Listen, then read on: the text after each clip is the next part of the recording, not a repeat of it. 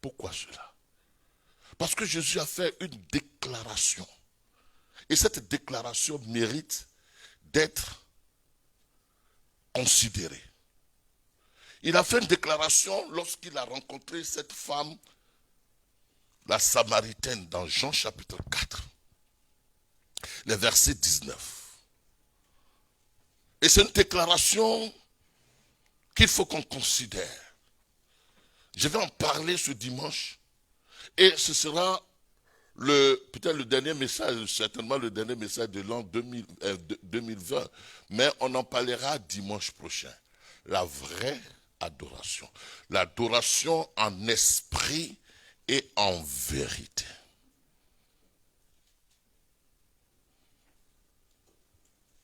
Et quand on sort, en réalité, quand on sort de cette adoration, vous voyez bien que on ne peut pas retourner chez soi encore avec son cœur, avec un cœur troublé. Est-ce que vous me suivez? Quand on a fait la vraie adoration, on ne peut pas rester dans le trouble, dans la confusion.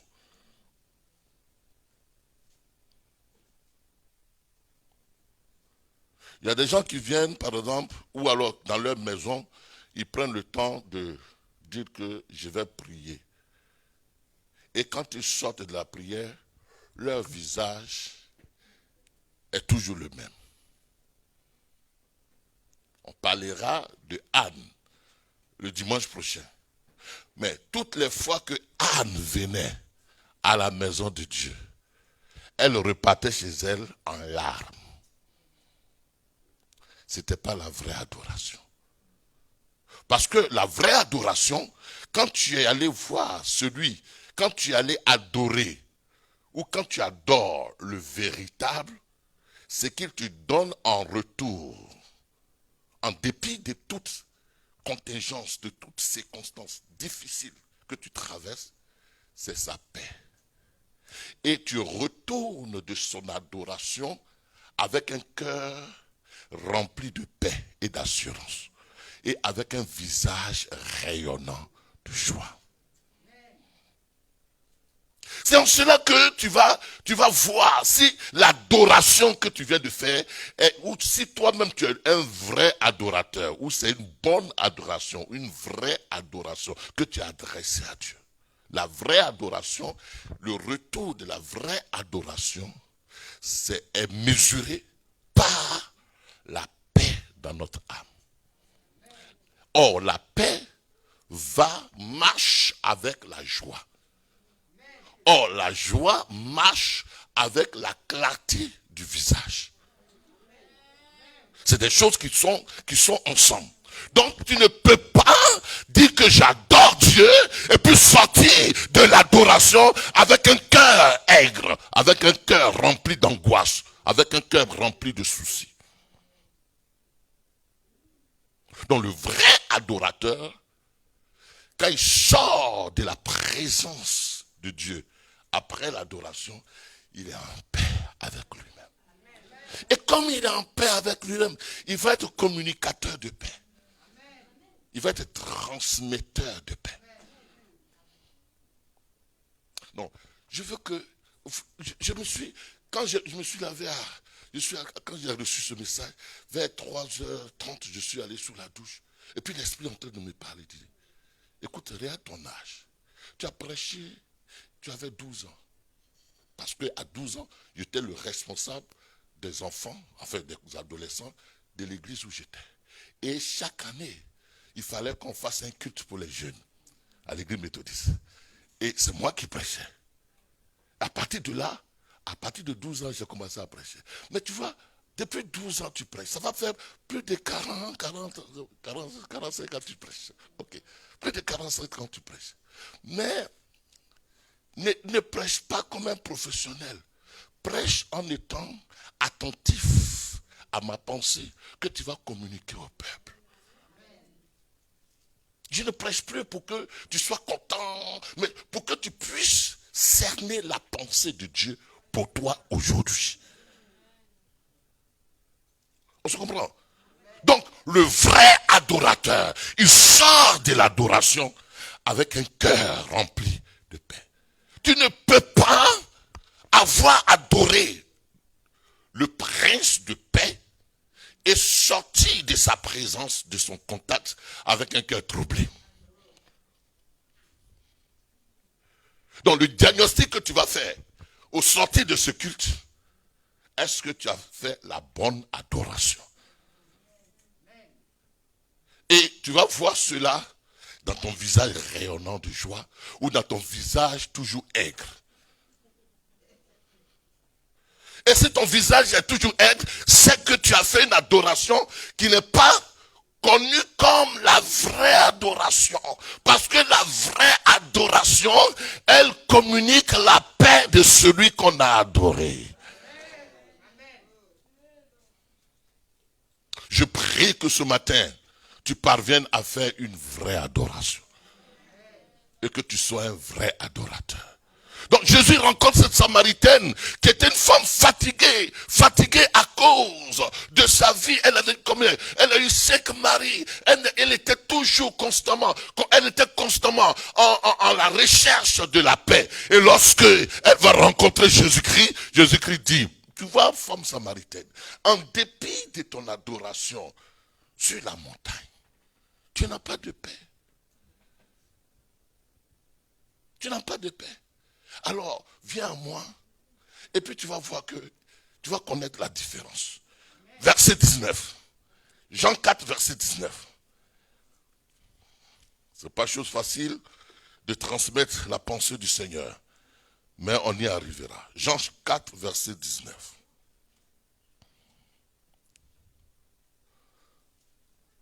Seigneur lui dit la femme, je vois que tu es un prophète. Nos pères, voyez bien, elle tient de cela, elle tient de l'adoration qu'elle avait de ses pères, donc c'était devenu un rituel pour elle. Suivez-moi, c'était un rituel. C'est-à-dire que ce n'est pas aujourd'hui qu'elle adore, hein. Elle adorait depuis, mais malgré ça, elle changeait de mari. Elle changeait de mari, donc du point de vue matrimonial, elle n'avait jamais connu la paix. Et du point de vue social, parce que l'heure à laquelle cette femme, elle va puiser de l'eau, c'est-à-dire que dans le village ou dans l'environnement, elle n'est pas bien perçue. Elle était une femme de mauvaise vie. Donc elle-même, dans son subconscient, dans sa pensée, dans sa conscience, elle n'avait jamais connu la vraie paix. Donc, elle dit que nos pères ont adoré sur cette montagne. N'est-ce pas? Et vous vous dites, vous, que le lieu où il faut adorer est à Jérusalem. Non, je ne sais pas ça. Nous, nos pères ont adoré sur cette montagne. Et toi, tu dis que c'est à Jérusalem que vous les Juifs, vous dites que c'est à Jérusalem, il faut aller adorer. Voyez bien la réponse de Jésus. Femme, lui dit Jésus, crois-moi, l'heure vient où ce ne sera ni sur cette montagne, ni à Jérusalem que vous adorerez le Père. Oh, il y a un changement ici. Les Juifs disent qu'il faut aller où? À Jérusalem. Les Samaritains disent qu'il faut aller où? Sur la montagne. À Jérusalem, qu'est-ce qu'on faisait? À Jérusalem, c'était le rituel. Sur la montagne, qu'est-ce qu'on faisait? On faisait une adoration mélangée de quoi? Mélangée de tradition, de paganisme. Donc, d'une part, vous avez des gens qui sont assis dans le paganisme. C'est-à-dire qui prennent l'adoration comme quelque chose de rituel, ou non pas rituel, parce qu'ils ont hérité de cela de leurs parents. Et à cela, ils ajoutaient leurs traditions, leurs us et coutumes. Ce que Dieu n'avait pas demandé sur la montagne. allez voir des gens qui sont tenus à obéir à la loi que Moïse a eue. Mais cette loi-là, ils n'obéissent pas non plus à la loi parce qu'ils étaient ils étaient défaits par la loi. Donc, ils faisaient constamment des rituels. Ils venaient à Jérusalem pour faire des rituels. Tout constamment, ils faisaient des rituels. Mais leur conscience n'était pas apaisée. Le rituel qu'ils faisaient n'avait pas pouvoir d'apaiser leur conscience de toute culpabilité. Le péché était toujours présent. Donc, le sang des boucs, le sang des animaux n'était pas suffisant pour leur donner l'assurance du pardon de Dieu. Donc, ils étaient obligés, toutes les fois qu'ils partaient à Jérusalem pour demander pardon à Dieu. Ils étaient toujours sous culpabilité.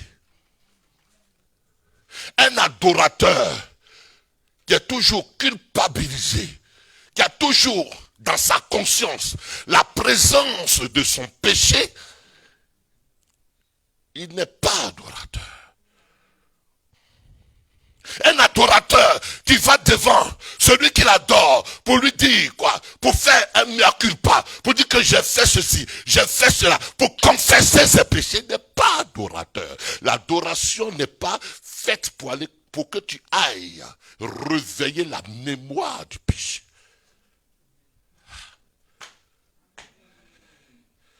L'adoration n'est pas pour que tu ailles dire que oui, j'ai péché, j'ai commis l'adultère hier, j'ai fait ceci. C'est pas l'adoration. C'est autre chose que l'adoration.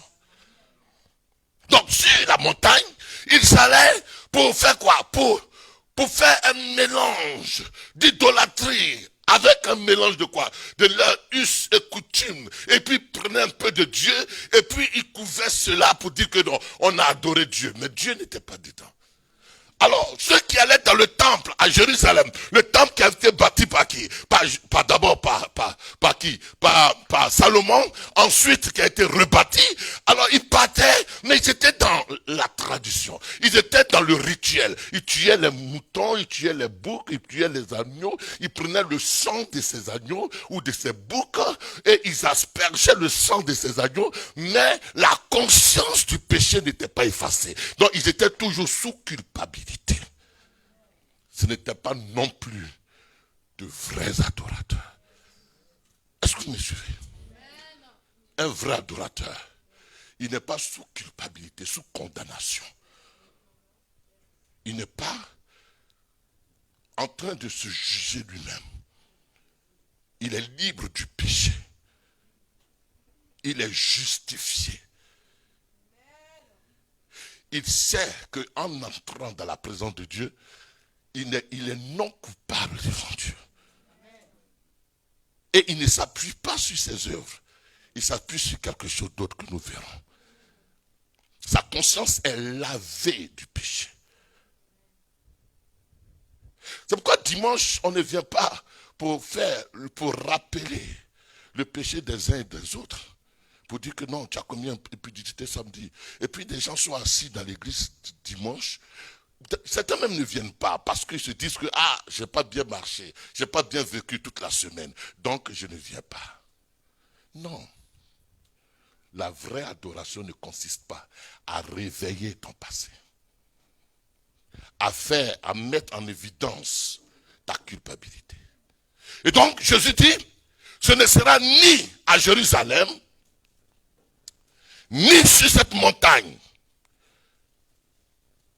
Mais il dit au verset 22, vous adorez, non, il dit quoi? On est au 23. Ok. Vous adorez ce que vous ne connaissez pas, mais nous adorons ce que nous connaissons. Car le salut vient des Juifs, mais l'heure vient, et elle est déjà venue, où les vrais adorateurs adoreront le Père en esprit et en vérité. Alléluia. Les vrais adorateurs adorent le Père en esprit et en vérité. Waouh. Ça voulait dire quoi? Les vrais adorateurs adorent le Père en esprit et en vérité. Et il dit, C'est là, car ce sont là les adorateurs que le Père demande. Donc Jésus était venu instaurer une nouvelle ère, une nouvelle dispensation, une nouvelle génération d'adorateurs. Et il dit que Dieu jusque-là est à la recherche d'adorateurs. Mais il n'en a pas trouvé. Mais maintenant, l'heure est venue où Dieu va trouver ses vrais adorateurs. Ceux-là, on les reconnaîtra comment? Ils adoreront le Père en esprit et en vérité. Or, adorer le Père en esprit et en vérité, ça veut dire quoi? Cela sous-entendant que Jésus-Christ devait mourir. Et par sa mort, tous ceux qui allaient croire en lui allaient entrer en contact avec lui, en communion avec lui. Et désormais, ils allaient être identifiés à lui. Ils allaient avoir un même esprit avec lui. Ils allaient être dans une unicité avec lui. Mais tout cela, ça veut dire quoi? Les vrais adorateurs, ceux qui adorent le Père en esprit et en vérité, c'est ceux qui croient que Jésus-Christ est mort pour eux et est mort avec eux. Et qui sont devenus un même esprit avec Christ. Car l'apôtre Paul dit en 1 Corinthiens chapitre 6 verset 17 que désormais celui qui s'attache au Seigneur est un même esprit avec lui. Donc ils se voient comme Christ. Ils sont désormais revêtus de la justice de Christ. Ils ne s'appuient plus sur leurs œuvres. Ils ne s'appuient plus sur leurs défaites. Ils ne s'appuient plus sur leurs défaillances. Mais ils s'appuient sur le sacrifice de Christ qui est pleinement suffisant pour les rendre agréables dans la présence de Dieu. Ils ne s'appuient plus sur leurs œuvres, mais ils s'appuient sur Christ.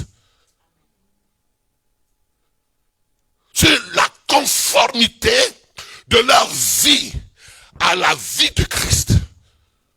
Sur l'union qu'ils ont avec Christ. Est-ce qu'on se comprend ce matin? Ça dit quoi? Quand ils vont dans la présence de Dieu, ils ne vont pas avec un esprit de culpabilité, mais avec une pensée du Christ qui vit en eux, à qui ils sont désormais, avec qui ils sont un, à qui ils sont désormais conformes. Comme l'apôtre Paul pouvait dire, et ce verset, je l'aime bien, ce n'est plus moi qui vis, c'est Christ qui vit en moi. Le moi n'existe plus. L'ancien Dakouri n'existe plus. Parce que Christ a ôté en moi le moi que j'étais et il a mis en moi le lui qu'il est. La Bible déclare en 2 Corinthiens chapitre 8 verset 9 de riche qu'il était. De riche qu'il était. Il s'est fait pauvre. Et dans son état de pauvreté, ça veut dire qu'il s'est rabaissé jusqu'à moi. Et il m'a enrichi. Il m'a enrichi de la grâce dont il était riche. Il m'a enrichi de l'amour dont il était riche. Il m'a enrichi de la sainteté dont il était riche. Il m'a enrichi de l'approbation de Dieu dont il était riche. Et il m'a transmis sa nature. Donc ils ne vont plus, le vrai adorateur ne va plus dans la présence de Dieu avec une pensée de personne coupable, de culpabilité. Je vais te dire ce matin, le vrai adorateur, c'est celui qui s'introduit dans la présence de Dieu en qualité de fils de Dieu. Le vrai adorateur, c'est celui qui s'introduit dans la présence de Dieu avec l'assurance que s'introduit dans la présence de Dieu est déjà la résolution de tous mes problèmes. Et que désormais, Dieu est au contrôle de chaque situation me concernant. Le vrai adorateur, c'est celui qui fait fi de lui et qui cherche à élever davantage le nom de celui qu'il adore. Le vrai adorateur, il n'est plus celui qui voit lui ses intérêts, qui voit lui ses problèmes, qui voit lui ses soucis, mais qui voit la gloire, la grandeur, la magnificence de celui qu'il va adorer. Donc il dit, ce sont là les vrais adorateurs que le Père cherche. Et je prie ce matin que tu sois celui qui vient dans la présence de Dieu, que ce soit à la maison, que ce soit dans la communauté des frères, dans ton esprit, tu ne viens pas avec une culpabilité. Tu ne viens pas pour rechercher quelque chose. Parce que la plupart des gens, quand ils disent que je vais prier Dieu, ou que je vais adorer Dieu, ou que je vais dans la présence de Dieu, ils vont parce que ils ont un problème. Donc le frère adorateur, il ne vient pas avec ses problèmes. Il vient en voyant Christ, Christ glorifié. Il vient en voyant Dieu. Dieu assez grand, assez puissant, assez capable de le libérer de toute angoisse. Donc il ne pense plus à ses angoisses. Il voit la grandeur de Dieu. Il est reconnaissant de ce que Dieu est capable. Et Dieu a déjà fait des choses dans sa vie. Même si apparemment il ressent encore certaines situations, mais il vient avec un cœur reconnaissant. Avec un cœur reconnaissant.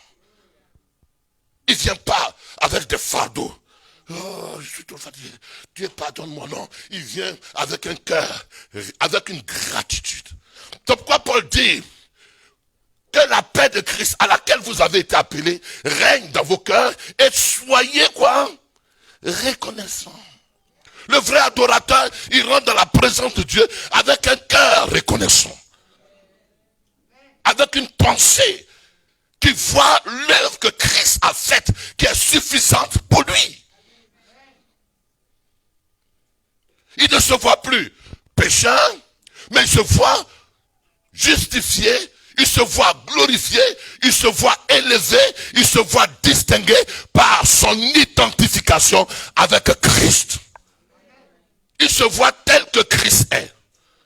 Il se dit que, puisque désormais, je partage l'esprit avec Christ, je partage l'identité avec Christ, je partage l'unicité avec Christ. Ce que Christ est, c'est ce que je suis. Alors je ne suis déficient de rien. Je ne suis coupable de rien. Il n'y a aucune condamnation pour moi qui suis en Jésus-Christ. Désormais, j'ai la liberté d'accéder dans la présence de mon Dieu. Donc quand j'accède dans la présence de mon Dieu, j'accède avec un cœur qui n'est pas en train de me ressasser mon passé, mais avec un cœur reconnaissant de ce que Christ a porté toute ma culpabilité et il m'a donné sa sainteté.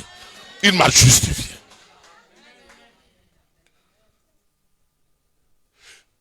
Adorer Dieu en esprit, c'est adorer Dieu comme Christ adore Dieu.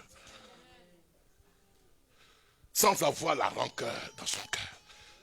Sans avoir la pensée des offenses qui lui ont été faites. Adorer Dieu en esprit, c'est venir adorer Dieu sans avoir l'amertume dans son cœur. Vous voyez bien, Christ était à la croix. Et il fait une prière à Dieu. Il dit, Père, pardonne-leur, car ils ne savent pas ce qu'ils font. C'est-à-dire que adorer Dieu, c'est vraiment avoir son cœur ouvert à l'égard de ceux qui nous ont pas compris, de ceux qui nous ont pas compris, de ceux qui nous ont persécutés, de ceux qui ont dit des choses contre nous, ne pas garder quoi que ce soit dans leur cœur. Il est disposé même à accueillir tous ceux qui l'ont oppressé, tous ceux qui l'ont offensé, et son cœur est rempli de l'amour divin pour ses persécuteurs.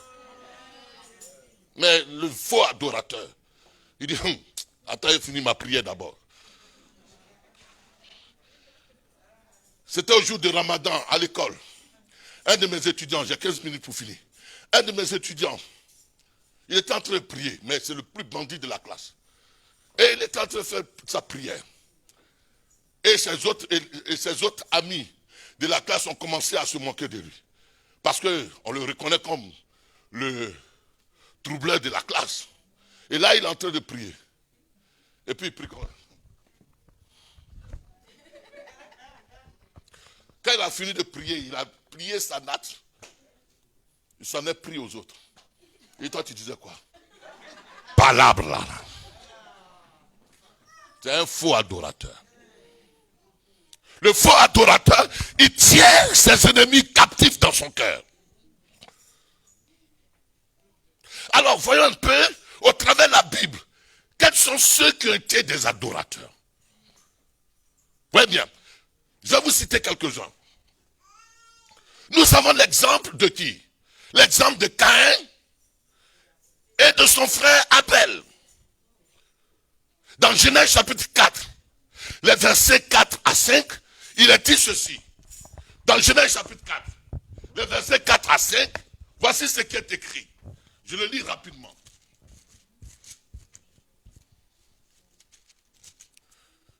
Versets 4 à 5. Les deux sont allés adorer. Avant eux, on ne parlait pas d'adoration. Mais Abel et Caïn vont adorer.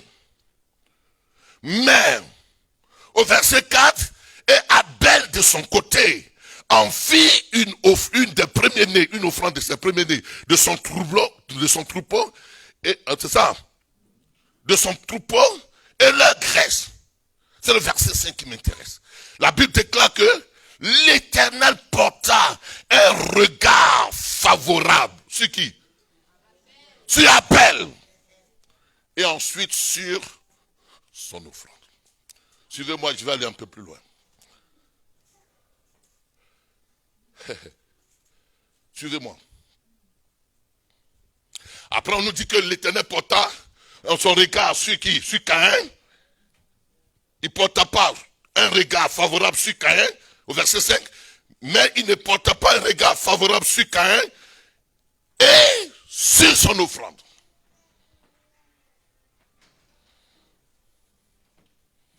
Est-ce qu'on se comprend? Nous avons mis, nous en tant qu'hommes, nous avons mis l'accent sur l'offrande. Quand je parle d'offrande, ça peut être la prière.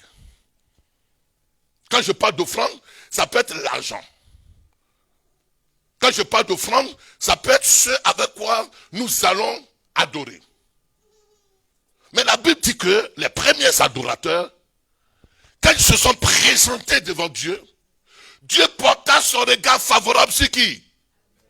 Sur la personne d'Abel, sur l'adorateur, et ensuite sur l'offrande. Sur la personne d'Abel, et ensuite sur l'offrande. Sur la personne de Caïn, et ensuite sur l'offrande. Parce que Dieu se dit, si la personne de l'adorateur, ou l'adorateur, si sa personne est de bonne qualité, il en va de soi que son offrande soit de bonne qualité.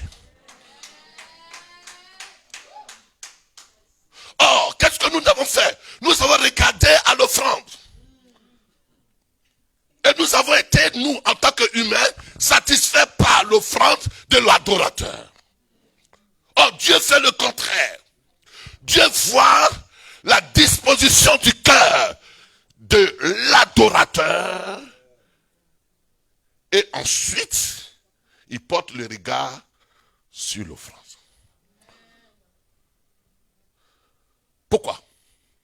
Parce que ce qui intéresse Dieu, ce n'est pas l'offrande en premier lieu. C'est la qualité de ta personne. La qualité de ta relation avec lui. C'est la qualité de ton cœur. C'est pourquoi l'apôtre Paul Paul dit, oh, oh Romains, offrez vos corps comme un sacrifice vivant. Parce que c'est facile de déposer 5 euros, 10 euros, 20 euros devant Dieu et puis se débarrasser de Dieu. Dieu n'en a pas besoin. Parce qu'il sait que si la qualité de ta personne, la qualité de ton cœur, si ton cœur est de bonne qualité, il est évident que tu n'auras pas de problème à faire une bonne offrande. Nous forçons les gens. Nous disons, donnez vos offrandes, donnez vos dîmes. Mais eux-mêmes, ils sont pas avec Dieu. Leur cœur n'est pas avec Dieu. Donc Dieu, ils n'ont pas d'intérêt à donner leur offrande, leur dîme à Dieu. Et même quand ils le donnent, ils font ça pour se couvrir. Parce que ils veulent se débarrasser, soit de celui qui demande, ou soit ils veulent soulager un peu le besoin. Il sait que le prédicateur là, le pasteur là, c'est ça il attend. S'il donne au pasteur, il fermera les yeux sur la façon dont je veux vivre, où je vis. Donc je fais mon offrande et puis ça suffit. Non, Dieu, il pense pas comme les hommes pensent. Dieu voit quel est le relationnel que tu as avec lui. Et Dieu apprécie le relationnel. Et le relationnel va ternir sur ton offrande. Et le relationnel que tu as avec Dieu va donner à ton offrande une offrande d'agréable odeur devant Dieu. Une adoration d'agréable odeur.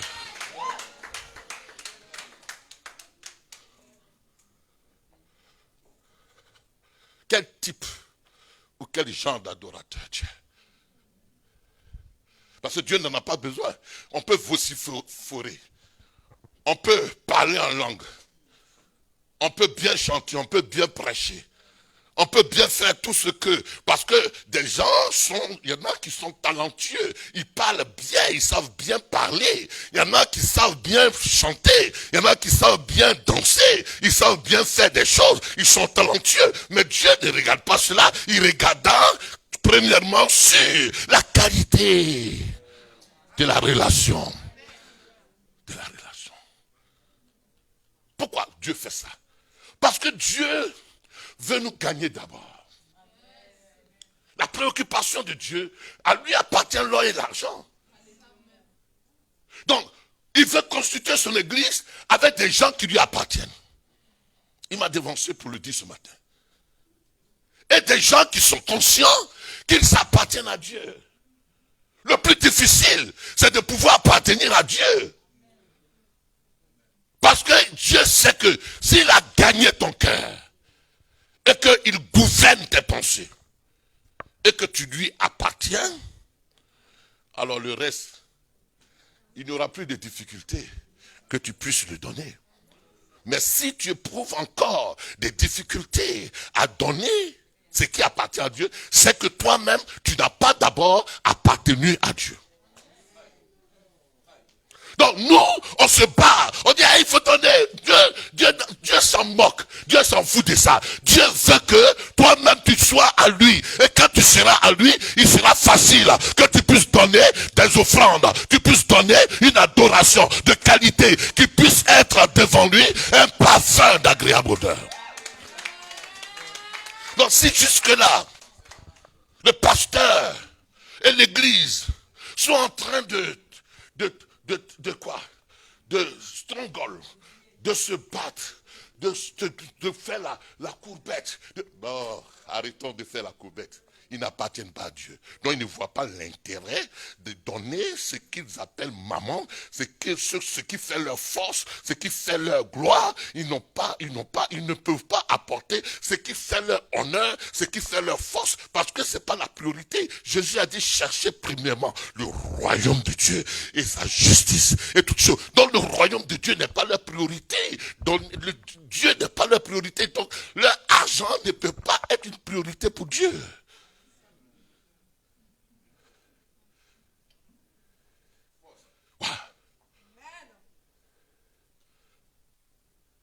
Quel type d'adorateur Dieu?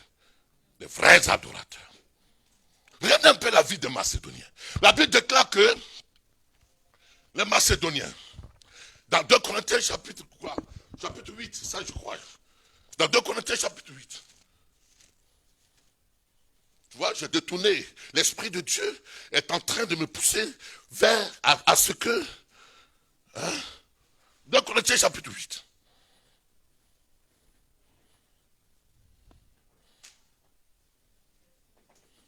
Tu vois, on va parler de cela dimanche prochain. Mais quand Dieu dit à Abraham, donne ton fils, Dieu a d'abord gagné Abraham. Dieu a d'abord gagné Abraham. Est-ce que vous comprenez? On connaît la qualité d'un fils pour celui qui a un unique. C'est celui qui a été célibataire ou alors qui a été stérile jusqu'à sa vieillesse. Et Dieu lui fait la grâce d'avoir un fils qui enfin va être le fils de la promesse. Qui enfin va être le sujet de sa joie.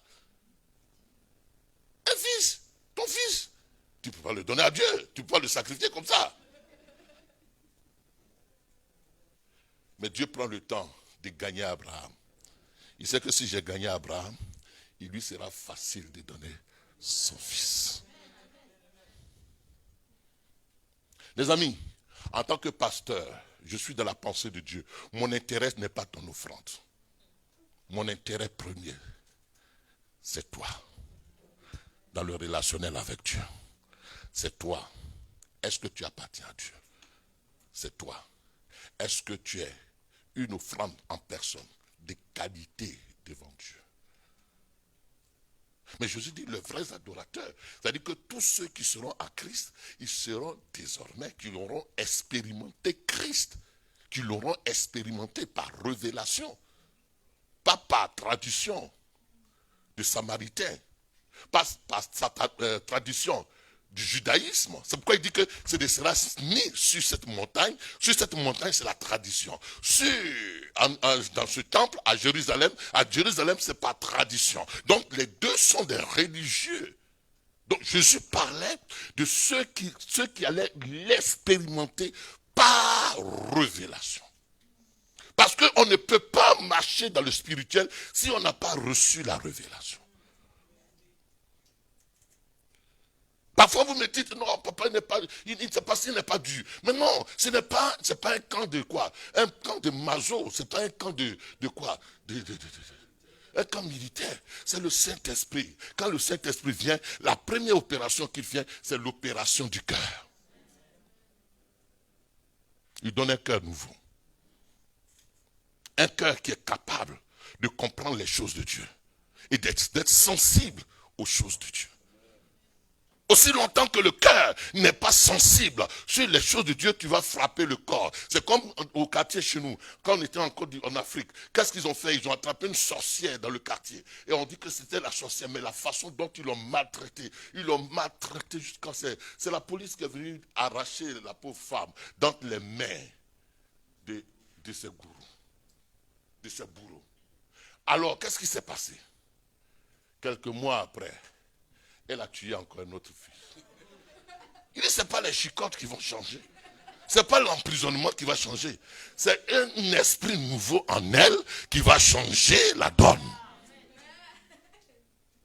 Ce n'est pas multiplier les testos, ce n'est pas multiplier les cris, ce n'est pas multiplier les asservissements, ce n'est pas multiplier Non, on a multiplié, on a fait tout cela. Mais pourquoi ça ne marche pas? Mais c'est parce que le cœur n'a pas été circoncis. Quand le cœur est circoncis, il est sensible aux choses de Dieu. Il est sensible. C'est parce que le cœur, il est encore sur la montagne. Et où il est encore à Jérusalem. Mais là, quand je vais vous expliquer que sur la montagne, pourquoi les gens adoraient sur la montagne, c'était une pratique qu'ils ont prise d'où? Qu'ils ont prise de l'Égypte. En Égypte, on adorait Dieu, leur divinité, sur les montagnes. Alors, vous allez voir. On va dire ça et puis on va dire un dernier verset, vous allez comprendre. Il y a 5 minutes. Oh, on est revenu encore ici avec les minutes. 2 Corinthiens chapitre 8. Dis Amen. Maman, tu veux partir? Amen. Oui, c'est comme ça. Ça donne, c'est l'expression d'un cœur circoncis. Regardez un peu. Dans 2 Corinthiens chapitre 8. Verset 1. Nous vous faisons connaître, frères, la grâce de Dieu qui s'est manifestée dans les églises de la Macédoine. Alors, bien aimé, quand on dit la grâce de Dieu, ne voyez autre chose que Jésus-Christ. Nous vous faisons connaître, frères, la grâce de Dieu qui s'est manifestée. Ça veut dire quoi? Nous vous faisons connaître, frères, comment Jésus s'est révélé aux églises. Ils n'ont pas compris. Seigneur, je veux ta grâce. Tu veux ta grâce? La grâce, c'est Jésus. Il n'y a pas autre chose.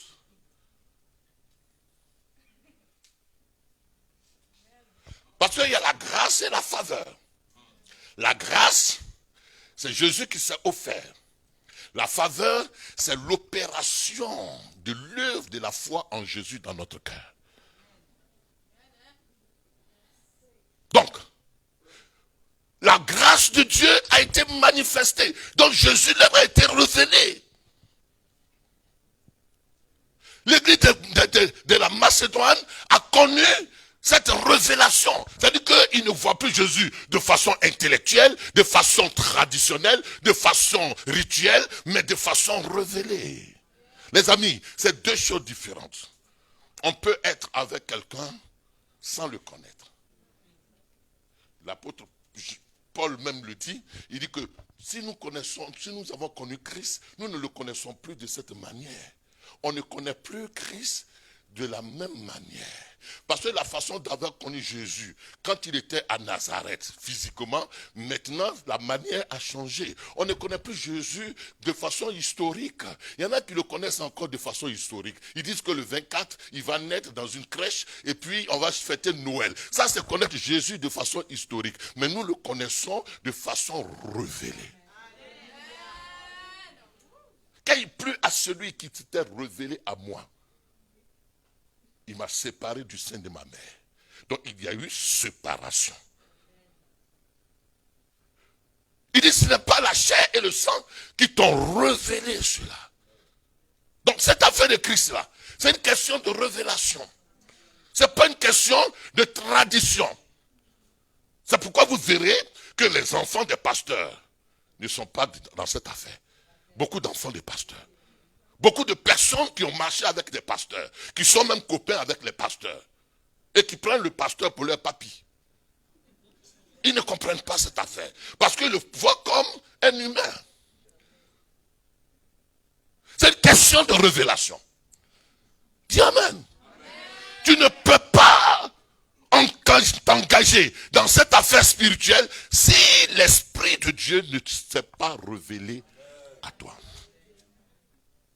Parce que tu peux t'engager dedans parce que tu as des problèmes aujourd'hui. Parce que tu veux du travail, parce que tu veux une femme, parce que tu veux un mari, parce que les motivations sont autre chose que la personne, de ce que Christ a accompli à la croix. La motivation, elle peut être une motivation charnelle. Mais quand tu seras satisfait dans ta motivation, tu as eu le travail, tu as eu le mari, tu as eu la femme, tu vas apparaître, tu as eu le bébé, tu vas donner des arguments. Il fait trop froid. Il fait ceci. C'est pour cela, Dieu ne table pas sur les motivations charnelles. Il table sur la motivation révélationnelle.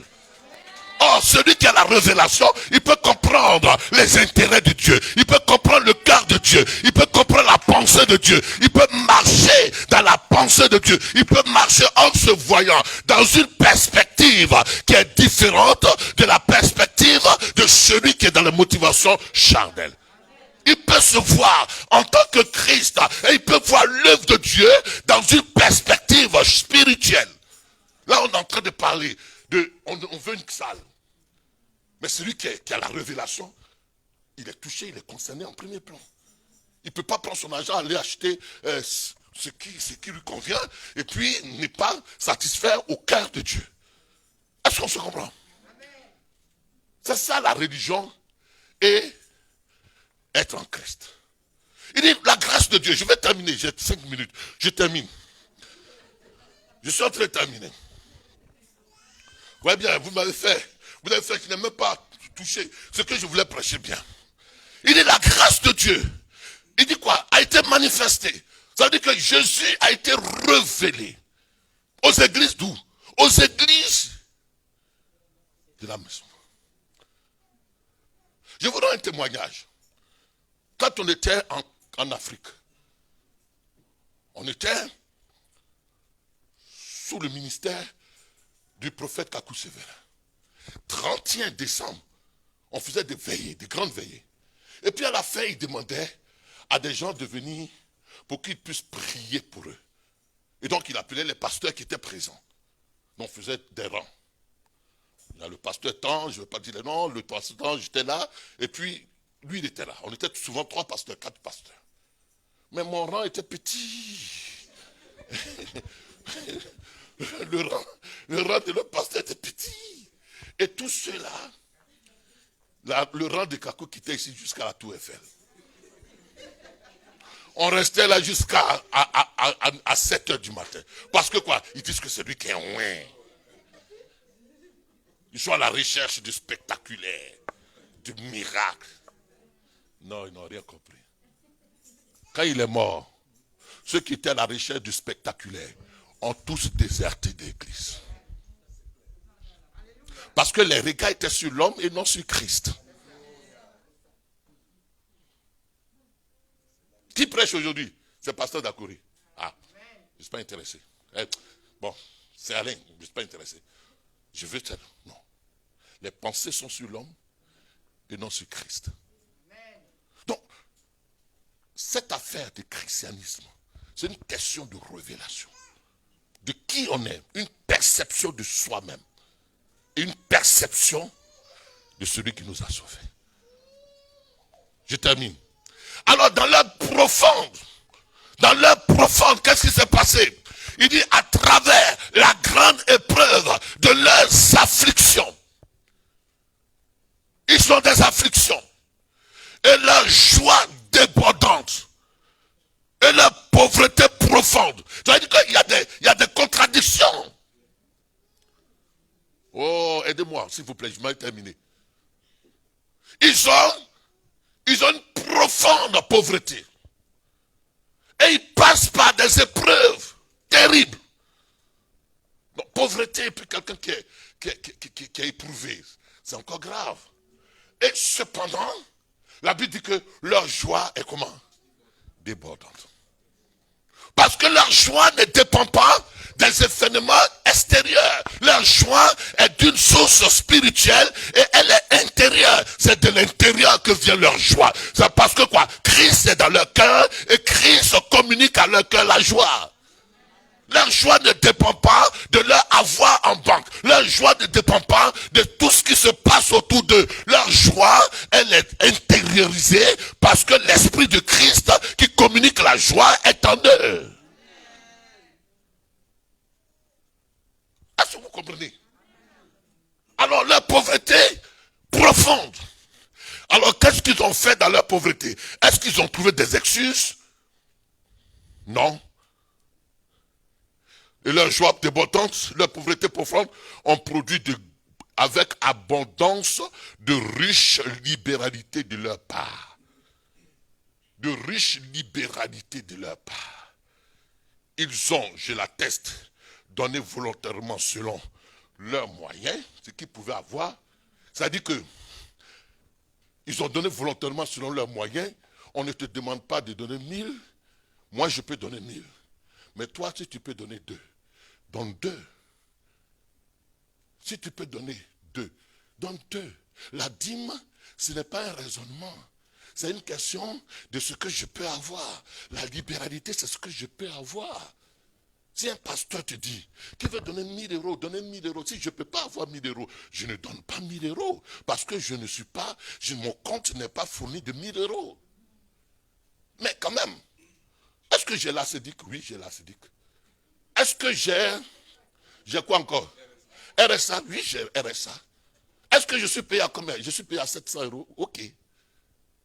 Donc, dans les 700 euros, dans le revenu il y a une reconnaissance à Dieu qui quand même, en dépit de cette crise, m'a donné d'avoir un revenu. Peu petit qu'il soit, mais c'est un revenu. Ma pauvreté est telle que je ne dois pas, me soustraire de ma libéralité, de ma dîme. Ma pauvreté, c'est vrai. Si j'enlève mon loyer, si j'enlève ceci, je ne pourrais pas. Oui, c'est vrai, mais Dieu est fidèle. Ça ne m'empêche pas. Il n'y a pas d'excuse. Vous voyez bien ce que j'ai fait une fois? On était à Val de Fontenay. Ma maman est décédée. Quand ma maman est décédée, ça coïncide avec une période où il n'y a pas d'argent dans l'église. On doit payer la salle. L'église, vous avez cotisé, vous m'avez donné de l'argent. Je crois que 1000 euros, quelque chose comme ça. Mais vous m'avez donné de l'argent. J'ai pris cet argent, j'ai donné à la trésorerie. Paye. Dieu a pourvu autrement. J'aurais pu dire, j'ai que 1000 euros. J'aurais que 1000 euros. Je suis en deuil. Non. Pourquoi ils ont fait cela? Oh, mon texte est fini. Mon heure est finie. Il dit quoi? Ils ont fait, non seulement ils ont fait cela, ils ont, je l'atteste, non seulement donné volontairement, selon leurs moyens, et même au-delà de leurs moyens, mais demandant avec, nous demandons avec, intention la grâce de prendre part. Eux-mêmes, ils nous forcent. Je finis, ne vous inquiétez pas. Ils nous forcent de prendre part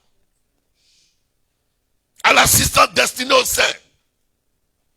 Bon, ça c'est encore une autre histoire. On n'a pas le temps parce que Paul avait lancé une collecte pour les autres églises. Ce n'est pas pour l'église de chez eux, pour les autres églises. Et il dit que Paul, pardon, prends pour nous. Pardon, prends ma participation. Paul dit que non, tu n'as rien. Prends Paul. Si tu ne prends pas, moi je suis fâché.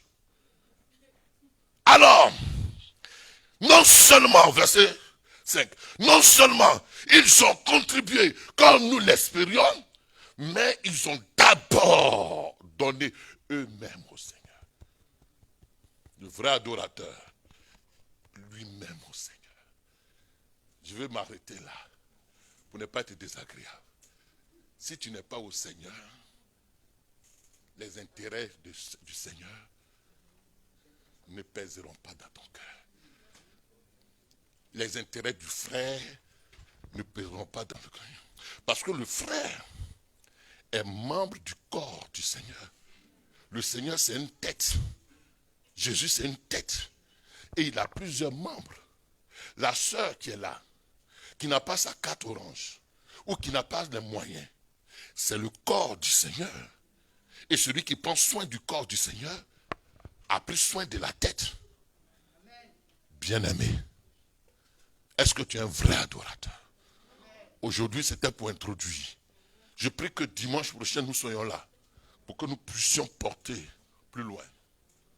Et que nous puissions comprendre que le vrai adorateur, quand il va, non seulement il apporte sa personne, mais il apporte ce qu'il a de meilleur.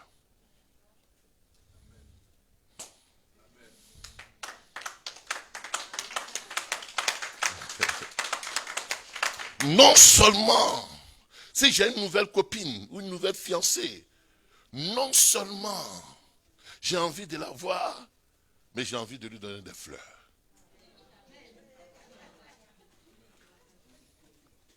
On va se tenir debout. Il y a quelqu'un qui est en train de prier pour que j'oublie qu'on fasse offrande aujourd'hui. Il n'y a pas oublié. Mets la main sur ton cœur. Bien-aimé, la Bible dit que certes il est un homme de gagner ce monde s'il perd son âme. Dans ce confinement, on a eu une compatriote. On a filmé, je ne vais pas tout dire, mais qui est très riche et qui est décédée. Très riche, mais qui est décédée. Quand les pompiers sont venus, ils l'ont prise dans son lit, elle était dans son pyjama. Et puis, ils l'ont enterrée. On a eu mal, parce qu'elle était très riche. Elle a laissé des biens. Et elle a laissé tous ses biens. Ce que tu laisseras, c'est les biens. Et ce qui se présente devant le Seigneur, c'est ton âme. Que sert-il à un homme de gagner ce monde et s'il perd son âme?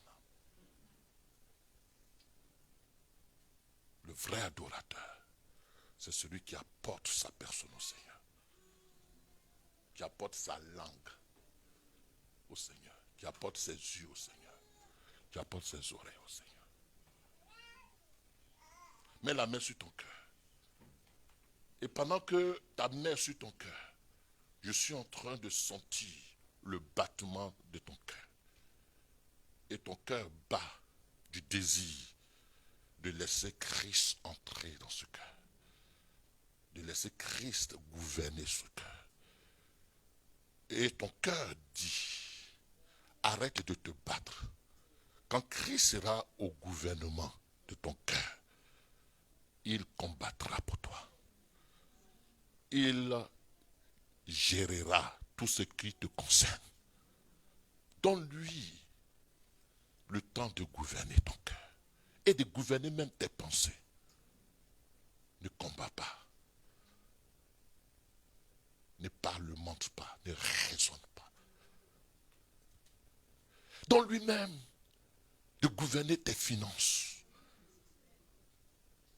Ne fais pas de calculs avec lui. Honnêtement, moi je ne fais plus de calculs.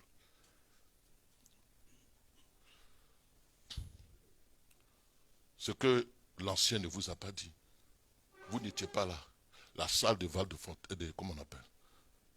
De la Courneuve. Je l'ai payée. Et je continue à la payer. Mais vous ne pouvez pas savoir comment. Alors pourquoi? Parce que j'ai dans mon cœur, que le jour où je ne suis pas là, qu'est-ce que je peux laisser à cette génération, à cette église? Le jour où je ne suis pas là. Quelles sont mes empreintes en France? Alors je fais pérenniser l'œuvre de Dieu. Mon corps, mon temps, toute ma vie, toute ma jeunesse, elle est dédiée à Dieu. C'est ça Dakouri. Avant de venir dimanche, je dors à 5 heures du matin, en train d'intercéder pour toi. Et je sais que Dieu fera de grandes choses en toi. Il entendra ma prière.